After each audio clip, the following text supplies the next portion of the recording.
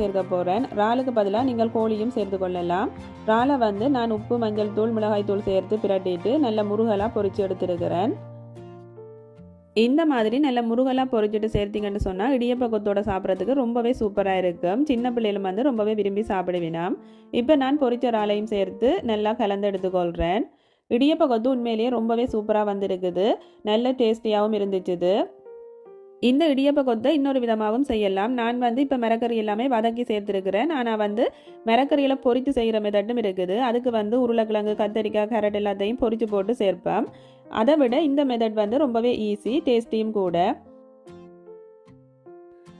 இடியப்ப கொத்து ரொம்பவே சூப்பராக வந்திருக்குது. நீங்களும் கண்டிப்பாக இந்த முறையில் ஒருக்கா ட்ரை பண்ணி பாருங்க. ரொம்பவே நல்லா இருக்கும். ட்ரை பண்ணி பார்த்துட்டு எப்படி வந்ததுன்றதை மறக்காமல் கமெண்ட் பாக்ஸில் எழுதி விடுங்க. மீண்டும் வேறு ஒரு சூப்பரான ரெசிபியோட வந்து உங்களை எல்லாரையும் சந்திக்கிறேன். பாய்.